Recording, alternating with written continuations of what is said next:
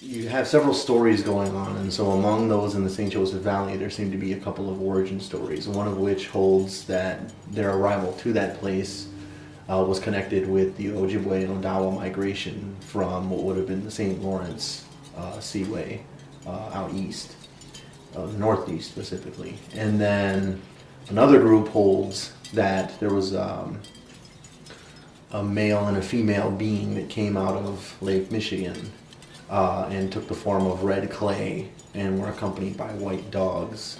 And with the story, it was as if they were summoned by Gishemnadol to come up out of the water, which is interesting because that is a very similar origin story to specifically the Meskwaki people, with their name meaning those of the red earth or red clay even. And then you have another origin story that talks about coming out of the St. Joseph River, which is interesting because we knew that river as Sinajwazibe. Sinajwazibe is a difficult current or flow to the river. Our people needed to move from the areas where the white man was sailing to the New World, the promised land, the land of plenty, and that there would be turmoil and friction, and that some of our people then moved west to find that special place where food grows on the water. Southern area of Michigan, all the way from Lake Erie and Lake St. Clair and Lake Huron, going west to Lake Michigan, was considered Potawatomi territory, and a very rich land. We had all kinds of villages and social life up and down the St. Joe River and other rivers, Kankakee, that we lived off that water, those bodies of water. We fished and canoed up and down, and we socialized and did ceremony with other of our people along the river. Our Potawatomi people are very strong in their beliefs and very strong of who we are and where we came from. Our life was so spiritual that, from the time we got up in the morning, it was a way of giving thanks and living a good life and having a good mind, a good mind and a good heart. Well, the Potawatomi would be one of the three fires, which are the Anishinaabe. That would be the Odawa, the Ojibwe, and the Potawatomi. We worked together as a Three Fires group to keep that unit that they had to have years ago. They were, the Ojibwe were the keepers of the traditions.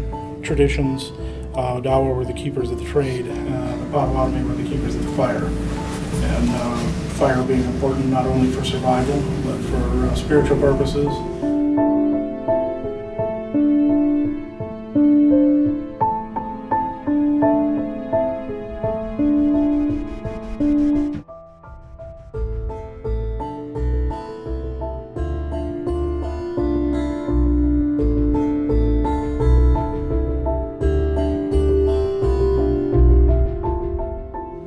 Transition from sort of the late 1600s, by the time you get into the 1700s, there was already, for example, a Catholic presence in the region. So in 1683, Father Claude Jean Aloes comes to the St. Joseph Valley and establishes the St. Joseph Mission. Actually, at the same time, he winds up naming the river the St. Joseph River, because the first day that he winds up coming across this area, it's on the first feast day of St. Joseph in the Catholic tradition. Sort of what transpires in this time period, you can sort of tie to either miscommunication or misunderstanding of presence, as the French have a majority of control of the area in terms of colonial presence. The native peoples are still very much sort of in control of their own presence in the region.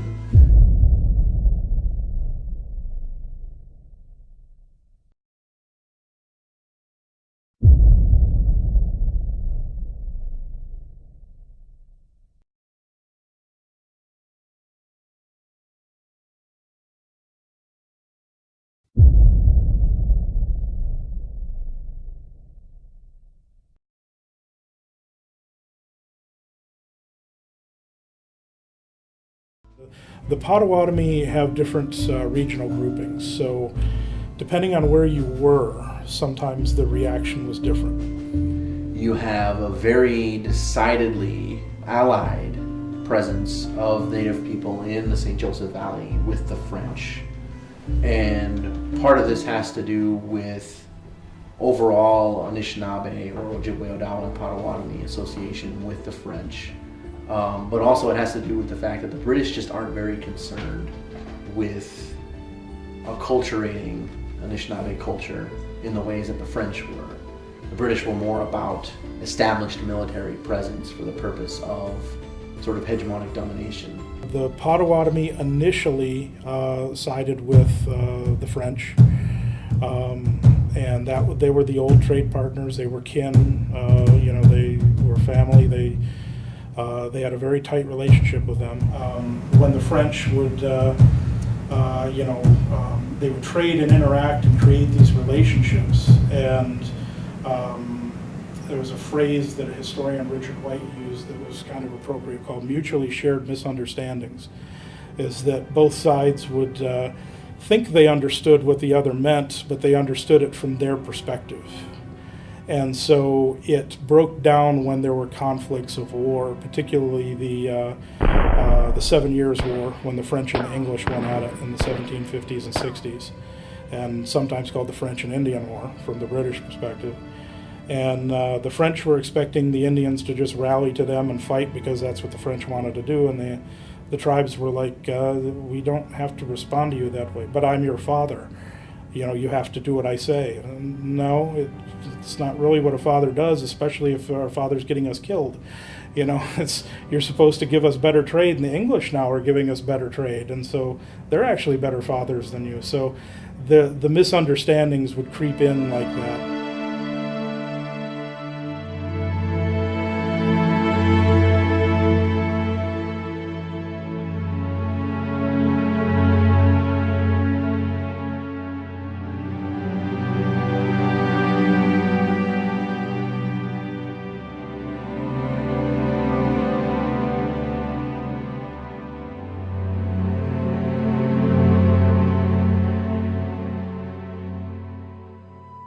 The French were gone, so you only had the British, but now you have the British versus the Americans. And the tribes, a lot of them didn't understand why the Americans were rebelling at first, but a lot of them figured out we could use this to our advantage. It's like having the French back in town. And so they started to do that. And it caused every tribe reacted differently to the American Revolution. And some of them were pro-American, some were pro-British, some stayed out of it. In the Great Lakes area, again, it was all over the place. Different communities did different things. In the Detroit area, there were Potawatomi settlements. They were one of the main tribes in the Detroit area, probably the Potawatomi, Odawa, and Wyandot. The ones in Detroit were a little more open to hearing the British because the forts were closer, and they were lured into some of these. When the British came in and set up better trade relationships than the French to compete with the French, they were open to hearing it, and a lot of them took advantage of the trade. Now the ones on the western side of what is today Michigan and over into Wisconsin, they were hardcore French. They really didn't hear the British all that much, and it's because you're not interacting with them, you're just not close to them. And in the American Revolution, actually, you did have some groups within the Wabash who were sided more towards the British. We largely kind of stayed out of that. So, for example, in the St. Joseph Valley, under Nanakiba's village leadership, the reason he bore such a grudge against the British was there's a story that exists where he obviously fought in the conflicts on the side of the French, previous to the 1780s and 1790s. And it's in this sort of post 7 Years' War, post Pontiac's Rebellion time period that the British start trying to establish a presence in the region, in southwest Michigan. And there's a story that transpires where a British officer has several men and comes upon a hunting party that includes Nanakiba. And as he is communicating with Nanakiba and telling him that we wish to establish friendship and we wish to have ongoing dialogue and how we can coexist in the region, he notices that Inocuba has a French medallion hanging around his neck. And he's asked about it, and being the sort of truth bearer that he was, Inocuba, communicates that, I obtained this in thanks for what I did during these time periods here. And the British officer, almost without hesitation, retrieves a medal of his own that is British, takes the medal from Inocuba off his neck and gives him a British medal in response, and says that you don't need this anymore, take this and let this be a symbol of our sustained friendship. Which, that's not really establishing a friendship, that's more like putting yourself on somebody in a way that's very cumbersome. And after that event, the British had a heck of a time in trying to establish any kind of prolonged presence in the St. Joseph Valley. And part of that had to do with the fact that the guy that he just messed with had a lot of political pull, both because of his own accomplishments throughout his life, but also because of his family and extended family in the St. Joseph Valley. And so you mess with one, you mess with all, and they had quite a bit to do in why that transpired the way it did.